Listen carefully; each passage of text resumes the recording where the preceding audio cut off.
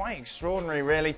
Morocco 2, Spain 2. Spain coming from behind to get the draw. Diego Aspas getting the equaliser. Meanwhile, it finished Iran 1, Portugal 1. Iran had a chance late on as well to win it, and if they did, it would be them going through, not Portugal. But in the end, it is the two favourites to advance in Group B. This was crazy, Greg, wasn't it? Well, it is when you think right down to the last couple of minutes that Iran could have won the group. Yeah. Iran could have won the group with Spain and Portugal, who are the current European champions. I think it's just typical of this World Cup. Yeah. This World Cup has generally not been boring. But there's clearly something's not quite ticking with the Spanish side. Clearly, all the controversy of the coach being sacked on the start of the World Cup, but clearly, and I'm looking at the defence more than anything, clearly defensively, teams are getting a hatful of chances against them, and that's worrying for Spain. This was kind of 2014 Spain, wasn't it? This is where we saw them crash out of the World Cup last time. They were not very good today at all.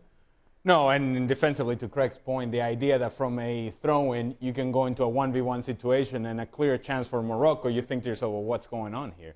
The fact that you can make a very, very strong argument that Gerard Piqué should have been thrown out of this game. He comes in two-footed.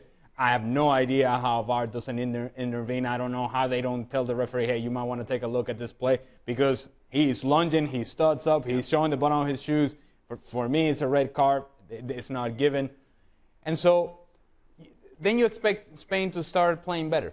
And they get back to the game 1-1, and you think that they're going to create chances. You think that they're going to be the better team, but it just wasn't the case. This was an even match, and one that could have gone either way. And as Morocco, they deserve something out of this game. They hit one off the post. What a great shot that was. Yep. Unfortunate not to score there. Eventually they go up to 1, and it's Spain sort of hanging on, hoping that something happens in the end, and something does happen with a tremendous finish by Diego Aspas. But it shouldn't be this way. Not for Spain, not for this group of players, not for the sort of talent that they have.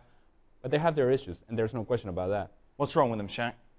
I just don't think they found their rhythm, or so you would think, or so it would seem. But at the same time, before I go on to criticize Spain, I think we've got to give both Morocco and Iran a lot of credit here.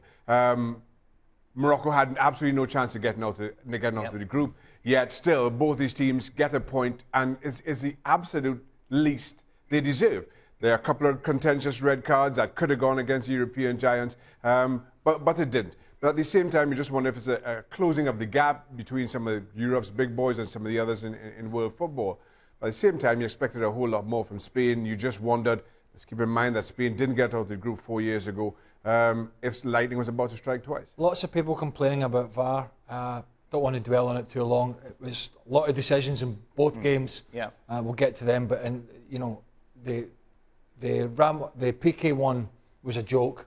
Unless the laws of the game have changed, you can't two-foot anybody. Sure. It's a straight red, and how you can sit and miss that, I don't know.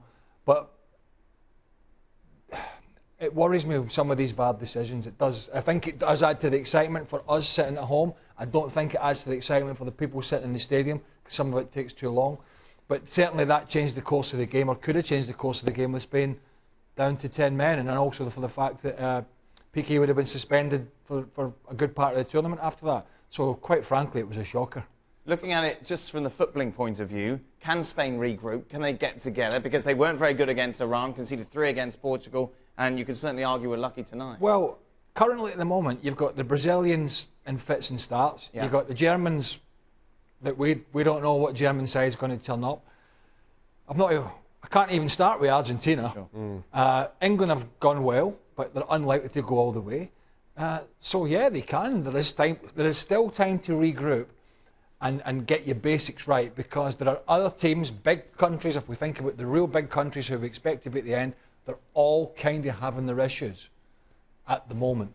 Belgium have looked great, but there's no real experience at the business end of a World Cup for them. Let's not forget, they did come out of the group in first place. Yep. Having said everything that we have said about Spain, having seen individual performances that were underwhelming, in particular, I thought Thiago Alcantara was no good today. I think he's given an opportunity against a team in Morocco that you think you would have time and space. He didn't really impact the game. You put that all behind you if you're Spain. David De Gea, your mistakes, we put that behind us. Gerard Piqué not getting thrown out when you should have, we put that behind us. We're first in the group. So objective achieved. Yeah. It's just not quite the way that you thought it would be. I thought Morocco were great. Yeah, they were. Really shocked me. Yeah, they were done and dusted. They had nothing I mean, to play for. nothing to play for. But sometimes you throw out those cliches and that, and those words, you know, pride and desire. But my God, they looked as if a big win. Yeah. If they could have hammered Spain, they looked as if they were still in the competition, could have went to the next stage. The amazing thing for me is you talk about Morocco and how good they look today. Lost against Iran. Yeah. Rather ridiculously after dominating. Yep. Iran get a draw against Portugal, didn't have a shot on target up until today, yet could have gotten so much more. If these teams had just come out and played from the very first whistle, maybe, just but maybe. They did shout. They played well against Iran, but Iran got another goal. They played well against Portugal, Morocco. In fact, there's an argument to say they've played as well as the team that are top of the group. But they've either not finished their teams off or they've been done by the own goal, which has cost them, particularly in the first game.